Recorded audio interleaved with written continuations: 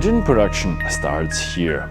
The distillery takes neutral alcohol, puts it down to 60%, and puts it into the spirit still.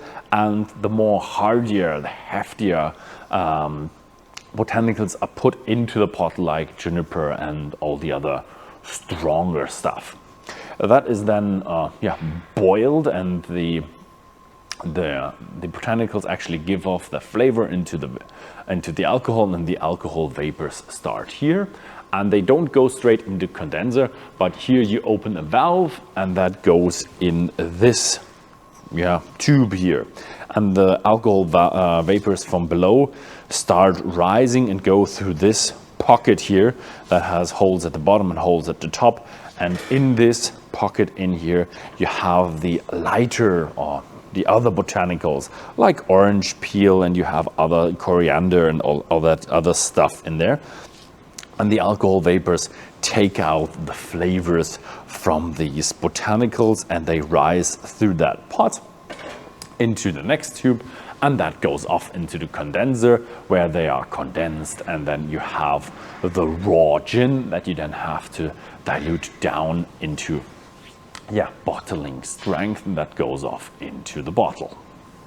So I'm sitting here with Alistair Day, and you're the master distiller here, co-founder. That's correct. And you've been here since 2014, since everything was created. That's you right. kind of created it Indeed.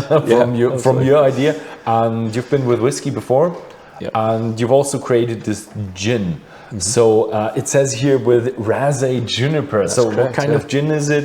How does it work? Yeah, so our Isle of Raasay Hebridean gin, so all made here on Raasay. We also have some Raasay juniper in there, so we've foraged juniper from the island itself. It's a very different style. It's obviously doesn't fully mature or dry like the typical juniper that you would use, but we forage a small amount of that, and we use that as part of the juniper in our recipe for the gin. Yeah. Okay, so and also you use a bit of your malt spirit in it? Yeah, just a little splash, just as a 10th botanical, just to kind of add that fact that we are a whiskey distillery, we have our own malt spirit, and we just use it as a botanical, just a little splash. So when you say malt spirit, what kind of spirit are you using? It's our unpeated spirit in that. Yeah, definitely. Yeah, I've never heard of a peated gin, but I don't know how that would taste. Okay, so we're looking at it says dry gin, and you mentioned is it London dry, or it's based on a London dry gin recipe, yes, and then we have our kind of bespoke botanicals that go into that. So that orange peel, sweet orange peel and lemon peels, that gives it that kind of zesty citrus note.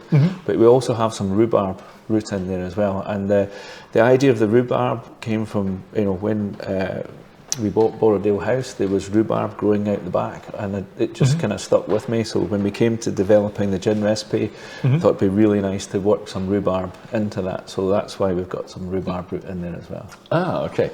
London dry, is that I think, are you allowed to use maceration, or? We don't. We just basically put the hardier botanicals in the still, and then we have a vapor basket, and we just run that straight through in one pass. Yeah. Okay, and nothing else done to it, just watering it down then in the end? That's it. Yeah, just reducing it down to bottling strength. That's it. Okay, and the malt spirit you add in the end? Yeah, just in the end. Okay, nice. Okay, I'm excited. So let's have a try. But neat first, right? Good. I'm actually a person who likes his gin neat. Yeah. Well, I think this can be a sipping gin. If that's what people want to try, I think it works. And so this is bottled at 46, but juniper lead, juniper on the nose. So on the nose, first nose was pretty classical gin, a lot of juniper. Yeah. But then I would categorize more as a fresh one. Yeah. As you said, a little bit of zesty note, orange peel. But also, I don't know if something is in there, but it feels a little bit grassy as well. Yeah, I think that kind of rhubarb root leads that way, gives that kind of grassy. And the more you stick your nose in, there's that, I'm not sure if it's rhubarb or the angelica root, where it's like a brown Angelica and licorice root in there as well, yeah. Licorice, yeah. Just a little bit of sweetness from the... But the licorice is not that strong, otherwise it would be really that spiciness coming through. But I do like it. Yeah. Nice.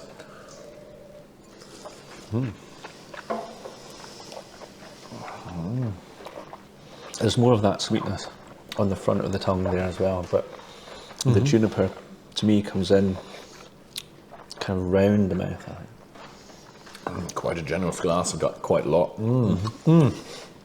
It's sweeter much sweeter than on the nose. Yeah, I think that's, again, the sweetness for me is coming from that sweet orange peel, that kind of zesty lemon.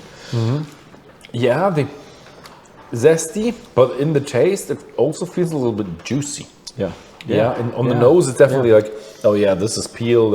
This almost probably like not juice in there, but No, but it feels juicy. Yeah, it's got that kind of, I think as well with the vapor basket, you get these essential oils coming through, and that I think that is that juicy kind of mouthfeel too. And dry, yeah, definitely dry.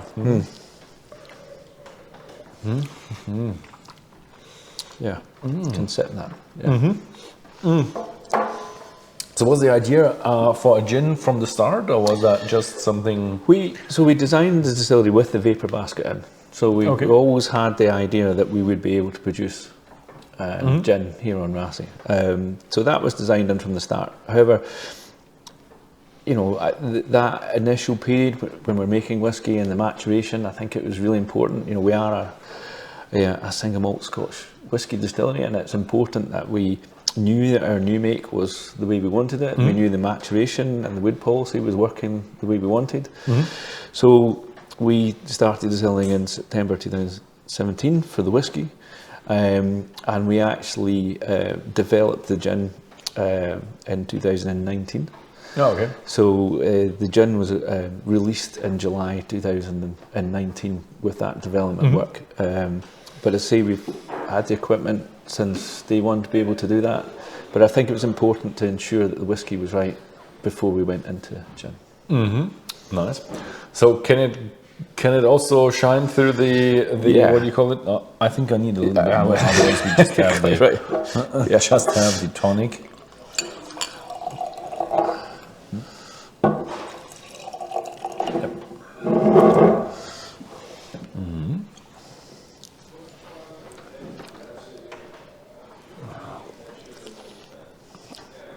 Oh, it can shine through. Yeah, it comes through. It works with the tonic. It makes it a longer drink, obviously, with the tonic. I think that the quinine from the tonic as well balances with the botanicals in the gin. What you said with that oily zesty that not essential oils that what did I say? Feels a little bit like one of these rubs that you put on yourself. Yeah, like a Vicks rub. Yeah, like that, but nicer, like one of the good ones. Yeah, and you can drink.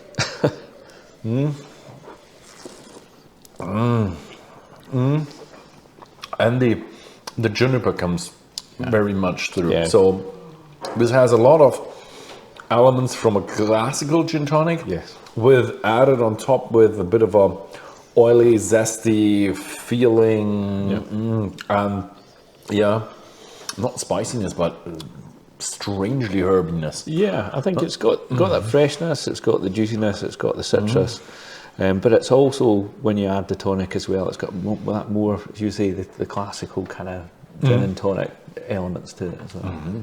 I like it. But it's a bit more hefty, so it's I'm not quite sure, maybe I had more gin in it than, but it's also a bit more demanding, I would say. Yeah. It's not one of these light, fruity, sweet, and then you just have it on your side and that's it. I think it's more of a demanding one. Yeah, it's important for us that you can drink that and think that's an Isle of Raasay Hebridean gin. That's hopefully what comes through. Yeah, it has something from the neat flavor. It just feels more fizzied up and sweetened up. Yeah. I wouldn't say bitterness, but it bounds well with that. I like it. Yeah. That's really cool.